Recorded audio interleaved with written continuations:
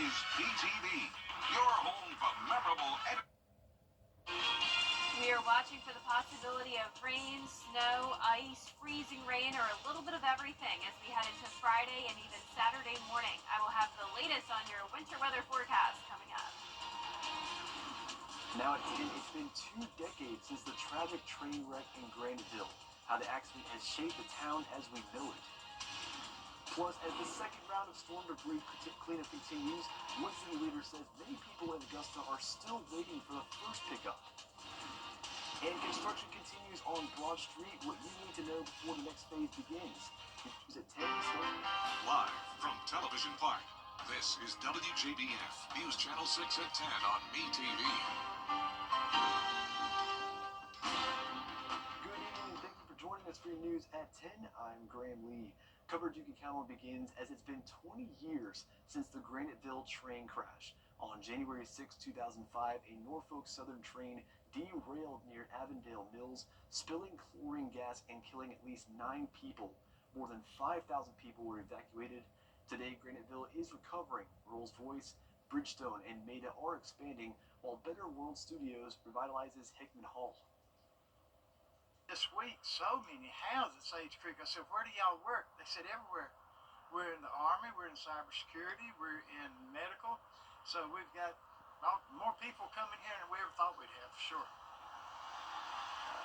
I think everybody's biggest pet peeve is getting that grocery store out on Bettis Academy Road. We need another grocery store.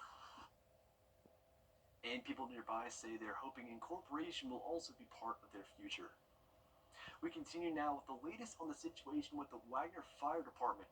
Tonight, City Council holding a second reading on the contract between the fire department and the town. Take a look. The Wagner Fire Department is now a step closer to becoming its own entity. City Council voting unanimously to adopt the ordinance that would separate the town from the fire department.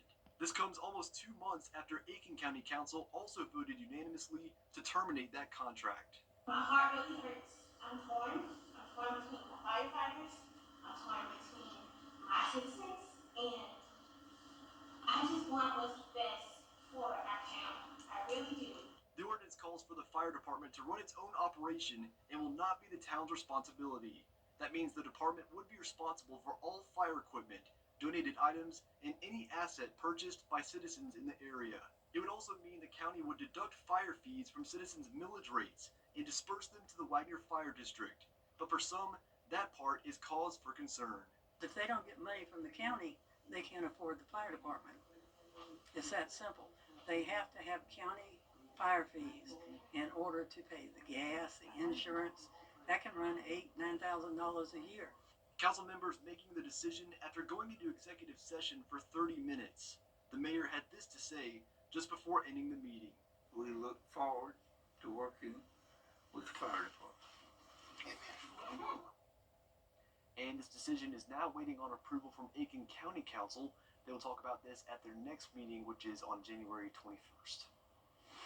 It is time now for our first check of the weather. For that, we turn to our chief meteorologist, Jenna Petracci. Jenna.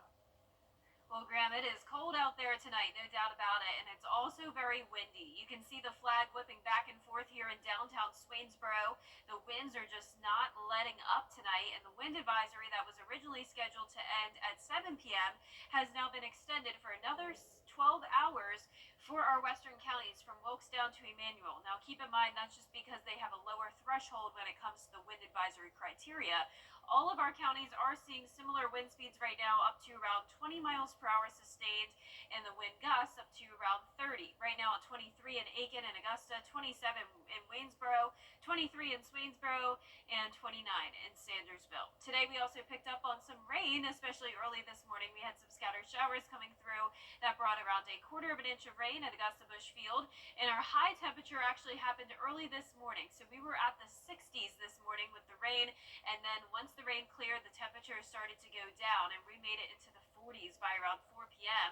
Right now we're sitting in the 30s, 34 in Louisville, 37 in Swainsboro, McCormick, you're at 33, Augusta at 36, Allendale at 39, 32 in Gibson, right at the freezing mark, and 33 in Lincolnton. So when you factor in the wind, it is feeling as cold as around 21 degrees at the moment in Washington, 23 in Crawfordville. So definitely a harsh wind chill as we head into our Tuesday morning.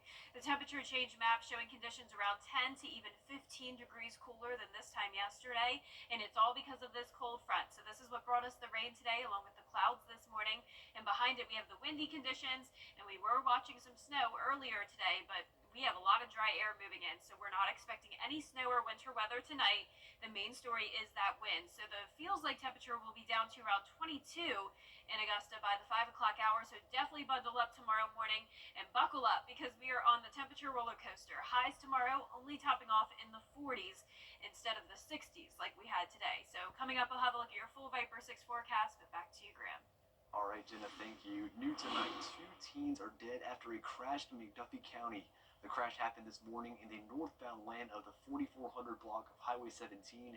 The teens have been identified as 16-year-old Zemia Bonds and 16-year-old Denija Granberry were the passengers in the vehicle. The condition of the driver is unknown, and both are from Athens, Georgia. State Patrol is investigating. Well, doesn't Augusta say what about our street when it comes to debris pickup? 3 months after storm cleanup efforts got underway, many have yet to see their first pass. George Escala has the story. The pile is a problem at this home in Sand Ridge. It's been sitting here for months. It's kind of devastating. You think us paying our taxes and everything, they would come and assist us better, but it's still sitting here. Larry Small isn't alone in the neighborhood. Big piles still lining the streets. There's concerns about driving. And you can back out and an automobile can come hit you while you're backing out. So yeah, like I said, it's a whole blind spot. Commissioner Wayne Guilfoyle wanting to know how many streets are still waiting for the first pickup. So he took to social media to ask the question and received almost 200 responses. I had 16 people share it, and so I got to find it. That's what I was doing this morning, is writing down all the roads that has not had the first pass, and it actually helps out Cirrus that's here in town picking up debris. Guilfoyle plans to share with those in charge of the pickup what streets residents say are still waiting on the first pass. I don't care what part of town you're in. Hit my Facebook and reply if the road ain't had the first pass, and that way it helps us. Debris pickup is still ongoing. Augusta's debris manager expects the first pass to be completed in a couple of weeks, as many residents still wait for relief. Either spend your own money and get it done, or wait for the city to take care of it. Residents wanting to see a pickup in the pace of the pickup. In Augusta, George Escala, WJBF, News Channel 6. Well, starting tomorrow, downtown Augusta will see some new construction near Broad Street. Construction will begin between 13th and 15th Streets. Both sides of Broad will go from 2 lanes to 1 lane in that area. If you're someone who lives and or works in this area, you'll still be able to access surrounding areas, but city officials want the city to know to be aware of traffic delays.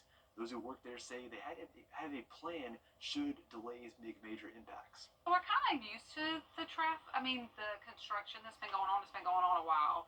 A lot of our repeat customers know that we have a back door to the building, so when you can't get in the front of the building, they usually come to the back, but a lot of people don't know that. So when there is construction, we would like people to know that you can come to the back of the building on Ellis Street, back driveway back there, pull it to the back door. And you can expect these delays for the next several months, so if you work or live in this area, plan for extra time in your daily travels.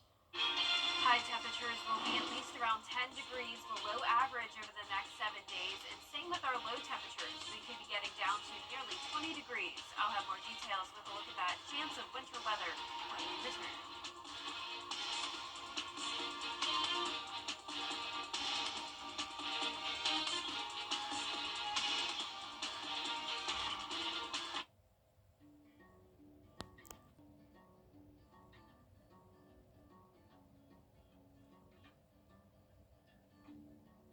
When we have the food we need,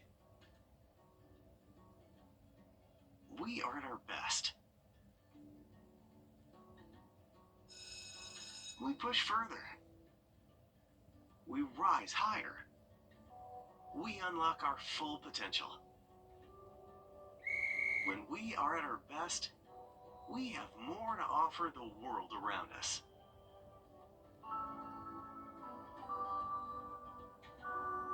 When we have the food we need, we make our communities stronger. Together, we can help everyone get the food they need to thrive. Join the movement to end hunger at feedingamerica.org/actnow. Want to get up close and personal with the weather? Request a school visit from Chief Meteorologist Jenna Petracci today. It's a cool and exciting way to bring the fun and fascination of weather to students of all ages.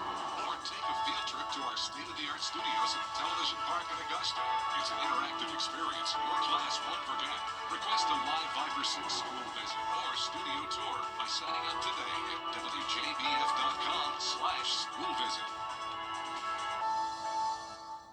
WJBF News Channel.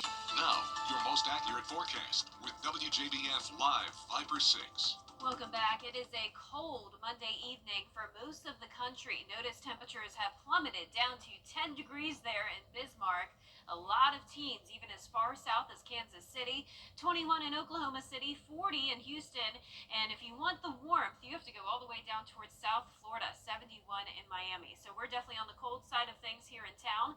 Our temperatures are right at the freezing mark in Lincolnton, Washington, Crawfordville, Gibson, and Sparta. So it's this northwestern corner of the CSRA dealing with the coldest air, and even our southern line county is still pretty cold for this time of the year. Our Terry Lambert Hyundai Skyview cam showing pleasant, quiet conditions tonight, though, in Aiken. The winds aren't quite as bad there.